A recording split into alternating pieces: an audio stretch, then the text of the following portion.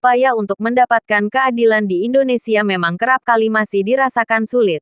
Namun dalam mendapatkan keadilan pun bukan suatu hal yang mustahil terjadi di negara ini.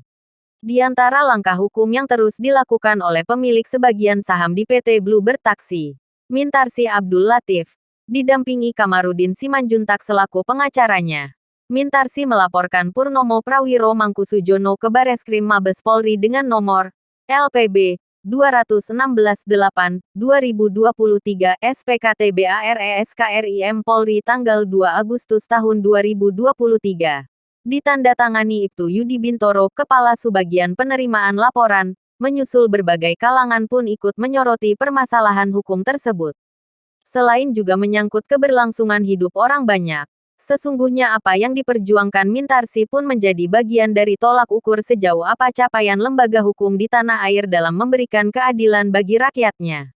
Wakil Ketua MPR RI Hidayat Nur Wahid juga angkat bicara dan mengatakan bahwa cita-cita ingin menjadi Indonesia merdeka dulu adalah untuk lepas dari ketidakadilan dan depresi penjajahan yang dilakukan oleh penjajah Belanda. Ujar Hidayat kepada wartawan di Jakarta, Jumat tanggal 25 Agustus tahun 2023. Sehingga, tegas Hidayat bahwa kata dasar itulah, maka dalam Pancasila kita ada kata-kata adil. Kata adil itu muncul 2 kali kan, dari sila kelima kepanjangannya karena kita sudah berada di posisi 78 tahun Indonesia merdeka. Harusnya ada grafik yang kalaupun ada masalah tapi grafiknya menunjukkan naik gitu, tuturnya. Dikatan Hidayat lagi. Terwujudnya keadilan sangat menentukan bagi kemajuan bangsa dan negara. Sehingga rakyat percaya bahwa kita berada di alam merdeka dengan penegakan keadilan yang terlihat setiap tahun lebih baik dari tahun-tahun sebelumnya. Sementara itu, diketahui sebelumnya pakar hukum pidana dari Universitas Islam Indonesia, UII, Yogyakarta Prof. Dr. Muzakir, SH. MH menanggapi berbagai persoalan hukum yang diduga kerap kali hanya berjalan di tempat dan bahkan berlarut-larut tanpa adanya kepastian hukum. Seperti yang dilaporkan oleh mantan Direktur Bluebird Taksi, Mintarsi Abdul Latif yang pekan lalu mendatangi Bareskrim Mabes Polri bersama kuasa hukumnya Kamarudin Simanjuntak untuk membuat laporan terkait dugaan pemalsuan akta CV Lestiani dan PT Bluebird Taksi, di mana Mintarsi jelas-jelas menderita kerugian. Berikut penjelasan langsung Mintarsi. Jadi saham saya sebetulnya di PT Bluebird Taksi itu 21,6%. Tapi kita lihat apa hubungannya antara PT Bluebird Taksi dan PT Bluebird Tbk. Jadi pada tahun 2001 secara diam-diam dibuat PT Bluebird Taksi oleh 2 pemegang saham, dari sekian banyak itu hanya 2. Tapi dia mendominir semuanya dengan modal yang kecil. Modal yang jauh lebih kecil daripada apa yang mereka tidak bayarkan untuk gaji saya. Dan itu ditulis di salah satu putusan pengadilan. Kemudian kalau kita lihat lagi, bagaimana dia bisa hidup dan besar dengan modal yang demikian kecil. Semua fasilitas dari PT Bluebird Taksi, jadi dulu yang sudah 40 tahun, dari tahun 71 itu PT Bluebird Taksi. Fasilitas semua dipakai dari situ.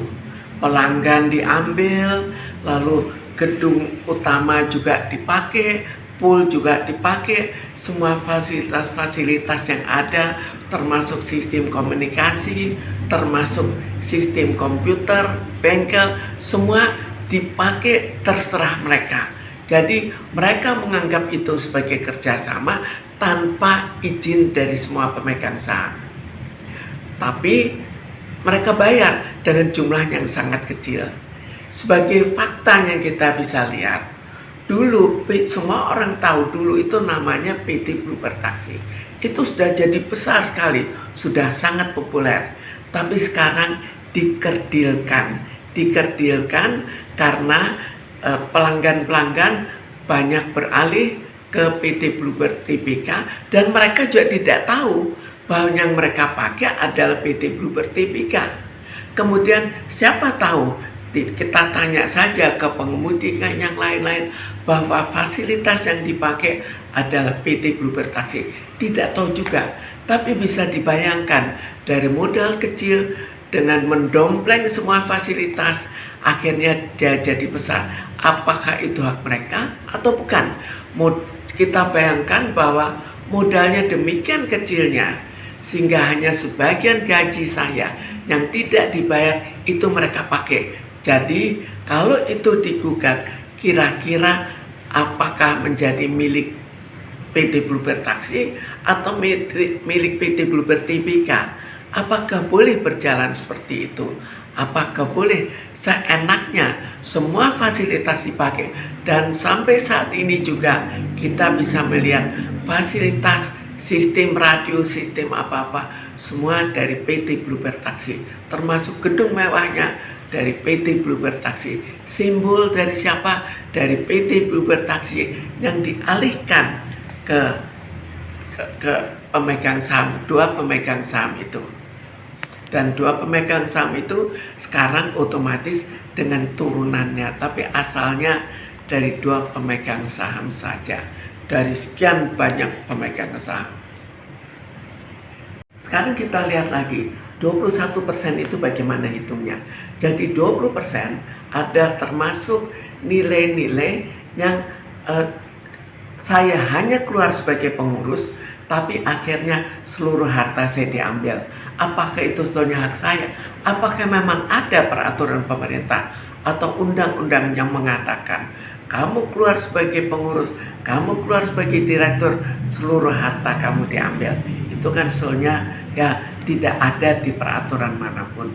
Kemudian kok kita hitung, seandainya ini saya dapatkan kembali dari PT Bluebird Taksi itu, dan kita lihat lagi bahwa PT Bluebird Tbk adalah hasil dompleng dengan nilai yang sangat kecil dan akhirnya dengan mengambil semua fasilitas, itu kita sebut sebagai apa?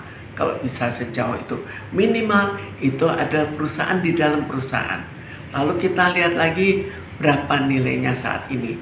Sebetulnya sudah banyak aset yang dipakai, dijual, dan pergi ke pemegang saham, dua pemegang saham itu.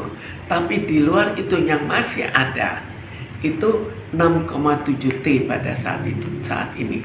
Jadi kalau kita bayangkan, paling tidak 1,2 T itu milik saya.